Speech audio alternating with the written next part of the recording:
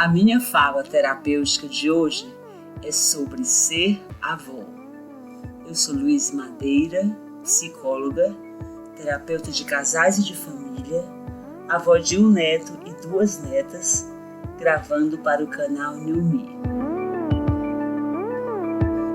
Ter netos é uma experiência fortíssima. E por causa dessa intensidade, há uma tendência desse parentesco subverter a ordem das famílias. Esta fala terapêutica é para compartilhar um pouco da poesia que habita nesse vínculo e promover uma reflexão sobre a possibilidade desse grande amor não ser um impedimento para a boa funcionalidade das relações cotidianas. Ser avó é mágico.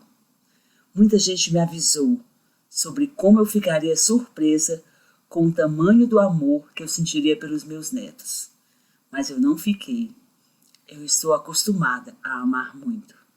O que ninguém me avisou foi o impacto do tamanho do amor que meus netos sentiriam por mim. E isso é tão intenso quanto inexplicável. Na clínica psicoterapêutica, eu percebo que avós e netos fazem a relação afetiva com o maior índice de aceitação interpessoal e o nível mais baixo de conflitos. Os netos têm o dom de fazer com que seus avós, já velhos ou quase velhos, se sintam importantes e necessários. As crianças nos contagiam de infância. É um tipo de prorrogação afetiva da validade da nossa presença no mundo. As histórias mais bonitas que eu escuto no consultório são as histórias de avós com seus netos e de netos com seus avós. Eu me lembro de uma menina de 12 anos que foi fazer terapia para suportar a angústia gerada pelo fato de que seu avô, com quem ela tinha um vínculo extremamente forte, estava com Alzheimer e não a reconhecia mais. Ela não queria mais vê-lo, desejou se afastar, porque queria guardar na memória a imagem do afeto que sempre tinha circulado na relação deles. Aquela menina conseguiu me fazer sentir a dor dela, a de ser uma estranha para o seu avô tão querido. Mas eu também percebi a culpa dramática e insuportável que ela sentia quando pensava que podia não ir mais lá e estar abandonando seu avô. Que dilema! A morte dos avós é uma grande pauta no consultório de terapia familiar. E em todo vínculo entre avós e netos existe a possibilidade da dor da perda, que sempre ronda e permeia esse vínculo. Mas meu tema não é a perda dos avós. Sobre a morte, eu acho que os avós devem ensinar para os netos como ensinam tantos outros conceitos. O que eu quero falar aqui é sobre a possibilidade de ser avó e não lançar mão dessa prerrogativa para gerar incômodos familiares. Avós são necessários. Fazem falta quando moram longe e principalmente quando morrem. Há uma afetividade funcional muito bonita que só se vive com os avós. Mas há um conceito que pode gerar muitos problemas, que é a crença invertida de que o papel dos avós é estragar os netos. O absurdo dos absurdos. Se esta fala terapêutica gerar uma reflexão que desconstrua essa crença ruim, eu vou achar que valeu a pena ter gravado. Essa convicção disfuncional de que avós têm o direito de estragar os netos ainda é muito difundida, e isso é simplesmente lamentável. Semana passada mesmo, eu assisti uma palestra de um senhor que se chamou de psicoterapeuta, e ele falou para nós, seus ouvintes, sem constrangimento, que é nisso que ele acredita. Ele disse: eu sou o terror da minha nora, já eduquei meus filhos, agora vou estragar meus netos. Que equívoco e quanto narcisismo nessa fala. Um equívoco familiar e um equívoco grande para com a criança. Equívoco familiar porque isso detona as relações, é um desrespeito para com os pais. E equívoco para com a criança porque essa atitude vai deixá-la insegura. E insegurança continuada pode virar pânico e até depressão. O maior perigo dessa atitude é que toda avó também é sogra e todo avô é sogro. E subverter as ordens educativas de um genro ou de uma nora é certeza absoluta de conflito. As coisas já mudaram muito em termos familiares, mas há uma que continua igual. É que relação boa entre sogra e nora continua sendo uma exceção. Então, quanto mais saudável for a relação do vovô e da vovó com o papai e a mamãe, mais saudável emocionalmente será a família e, consequentemente, mais ajustada será a criança. Que delícia é conviver como família, onde cada um faz seu papel e ninguém subverte essa ordem. O papel de decisão sobre a criança é dos pais. O papel dos avós é cooperar para facilitar o processo de educação e o cumprimento do projeto dos pais. Já tem gente demais e elemento demais no mundo para conturbar essa dinâmica. A criança sente paz e tranquilidade com avós que cumprem os mandatos que ela já conhece como ordem e metodologia da sua vida. Um episódio sobre o qual me sinto muito confortável é um que aconteceu um dia, quando meu neto estava aprendendo a viver sem fraldas. A pediatra deles é perto do meu consultório e às vezes eu consigo ir lá vê-los. Eu me lembro bem. Era a primeira vez que eu me encontrava com meu neto, socialmente, sem fraldinha. Minha filha ia entrar na consulta com minha neta e nós dois decidimos ir até uma loja de conveniência. Lá ele falou: "Vovó, liga para a mamãe para ver se você pode me dar um pão de queijo." Eu gostei tanto de ouvir isso. Com 2 anos, meu neto já tinha captado o conceito de que a minha soberania de avó esbarrava na autoridade da mãe dele.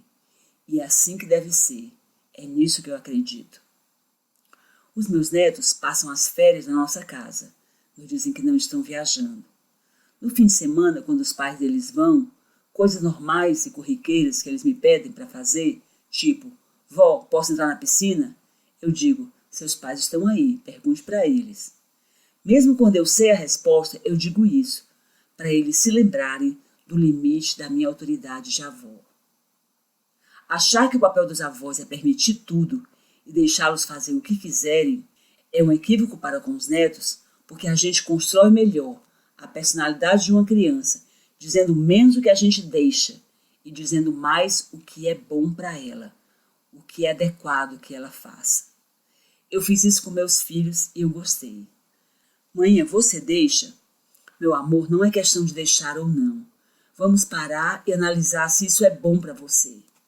Nessa perspectiva, a gente constrói, no psiquismo deles, o conceito de adequação. O que é adequado para você? Vamos analisar? Então, teremos uma infância com um senso crítico, onde as crianças sabem avaliar e, quando se depararem com uma situação nova, sem adultos por perto, vão usar o critério de adequação para tomar as decisões. A concordância de todos é um conforto emocional significativo. Se os adultos que amam a criança e cuidam dela discordam sobre o que é bom ou ruim para ela, ela será uma criança angustiada. Criança precisa de repetição para se sentir segura. Você já experimentou contar uma historinha para uma criança, história que ela já conheça, alterando detalhes? Nesse momento a gente entende o sentido da palavra resistência. Vocês sabem qual é o motivo que faz uma criança querer ver sempre o mesmo desenho? Porque elas se sentem seguras por saberem como termina. Mas há um outro equívoco, bem grave também. Alguns avós, quando não têm o poder de decisão, se afastam. Mas ser avó e avô é também se comprometer e não se afastar por coisas sem importância. Cada família tem seu jeito e tem sua funcionalidade, mas se um avô não tiver comprometimento com seus netos, alguma coisa está muito errada. E comprometimento tem a ver com trabalho, ter trabalho. Quem ama tem que pôr a mão na massa. E é por isso que eu chamei de narcisismo a ideia de deseducar, é fazer o que quer, fazer para si e ficar com a parte menos onerosa, ou escolher se afastar e deixar tudo para lá. É o prazer de quem se afasta, se descomprometer. Sobre o ônus do comprometimento, eu tenho um exemplo bem legal. Meu neto é louco por bichos e tinha um desejo real e consistente de ter um cachorrinho. Eles moram em apartamento. Teve alguma conversa com minha filha e meu genro e veio me perguntar: vó, se eu tiver um cachorrinho, ele pode ficar com vocês na sua casa quando a gente viajar? Eu disse que sim. Eu fiz essa aliança e ele pôde ter o seu cachorrinho, o Doc. O Doc é o cachorro mais peralta que eu conheço. Faz xixi nos lugares mais formais da casa, mas eu não me importo. A minha aliança com meu neto está em plena vigência. Meu comprometimento tira até o incômodo sobre as peraltices do Doc, porque o meu vínculo com meu neto é maior. Então, eu queria terminar esta fala terapêutica fazendo uma proposta de revisão dessa crença de deseducação dos nossos netos. Eu desejo que não queiramos ser permissivos para passar a limpo as mães e pais rígidos que nós fomos.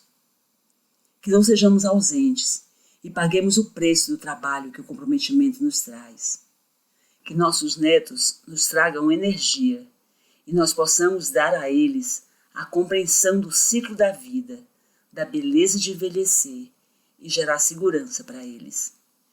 Que não sejamos velhos imaturos e narcisistas, fazendo pactos secretos com as crianças para conquistar um senso qualquer de poder.